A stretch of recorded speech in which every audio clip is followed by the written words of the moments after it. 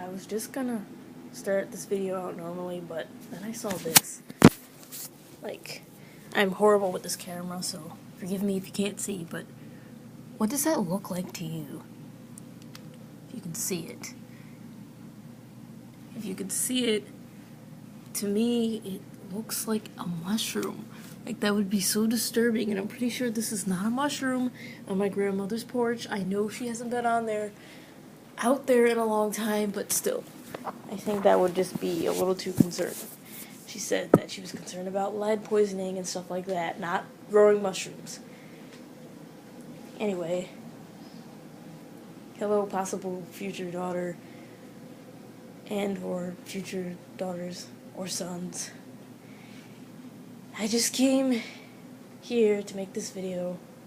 Not really, I didn't come here to make this video, but I cut this on to awkwardly talk to you about talking, about how it really is important, and there's so many things that can be messed up if you don't say anything.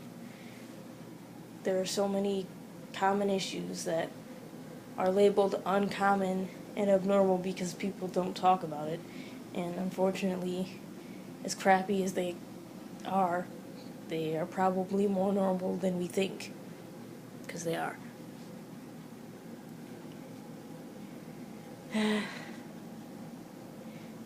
I've been receiving more and more crappy news as the weeks have gone on. Things have been more and more strange. I've been so confused as to who people are, who myself is, and who my parents are. I'm still confused about certain things like that, but I finally got some answers, and sometimes the answers that you get don't make that much sense either, and the more you try to think or talk about it, the more it doesn't make sense. But at the same time, it'll unlock other things that didn't make sense to you, and suddenly they make sense. And I know that all sounds like nonsense, with all the words of sense, but trust me, it does make sense. Anyhow, what was the point? The point was something about making sense and not making sense. Yeah, a lot of things don't make sense for me right now, and I just feel really lost. And right now, your father is being really awesome, and this feels really weird to say, but your father's being really awesome, and he's being very supportive, even though it hurts him on different levels to see me hurt, and you know, he's going through his own things as well. And it's just really hard, and it just really hurts. And things keep happening around you, and you can't do anything about it. And there are things happening with yourself, and you can't really do much of anything about it. And right now, I'm at the point where I have to accept that coming up, there are probably some health and mental things going on with me. It's all health related that I, for the most part, can't do much of anything about. And the little that I can do, it's going to take time. So whenever I can work and do things, I will do it. But there are going to be times that I have to absolutely accept that I actually can't work and do the things that I want to do. I actually can't function the way that I want to. And I really wasn't sure if I was that kind of person, and your mother was that way for a couple of years. It was in 2010 where I really wasn't functioning very well, and I'll explain more of that later, but I really wasn't functioning very well, and I thought that was going to be my life forever, but when it seemed to go away, I thought I really wouldn't have that issue again, but I have to realize that I've had that issue for quite a bit. So, I don't know who's texting me. This guy's in the other room, by the way. So, your aunt, I think, is in the other room. Nope, it's your dad.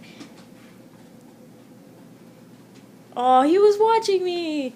He's watching me when I went to the bus because when we got to the transit center, the lady was just about to leave, and I knocked on there and I smiled at her, and she was really nice, and she smiled back and let me on. And had I not knocked, she probably might not have double take the way that she did and opened the bus. But he said that, yeah, I saw that he had to knock on the bus. I'd rather you caught that than have to wait an hour to the next bus, so I'm glad that you caught it. Yeah, the next bus was like 9:30, and that's the kind of time I'd have to wait to get the bus I have to catch tomorrow. But anyway, yeah, so this is unedited, and this is why it's all weird. I apologize. Obviously, I have hundreds of other edited videos. You can go watch those. But for now, these ones are unedited. Okay. There are many points, and major points as to what I'm trying to say to you.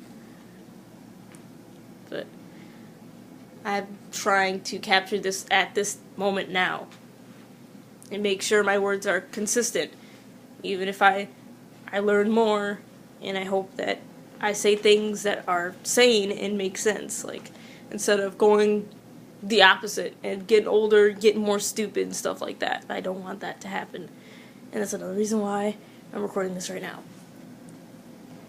So it's like, that sounds kind of weird. If I say something weird, and you have every right to challenge me in a positive, respectful way, and go ask your dad how I behaved and what I thought at the time. Go watch my old videos, including this one. Watch stuff like this, and, you know, if I say anything out of line and really weird, please say something about it. I don't care. It's really important, and it's just that's the kind of relationship that I've had with my parents. I really tried to make sure I eventually said something.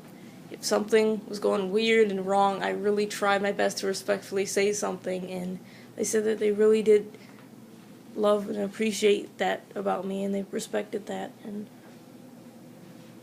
I'm really glad that that part worked out. But anyhow, sometimes you're really terrified of the world and those around you, closest to you, and sometimes you're terrified of yourself. That's where I am right now, and that's where a lot of people are. Because of other people's actions, they don't know what to do or where to go, and because humans make things so difficult, it just becomes some of the hardest things ever that you'll go through. And without crying, I seriously would barely be hanging on right now if it weren't for your dad, if it weren't for Echo.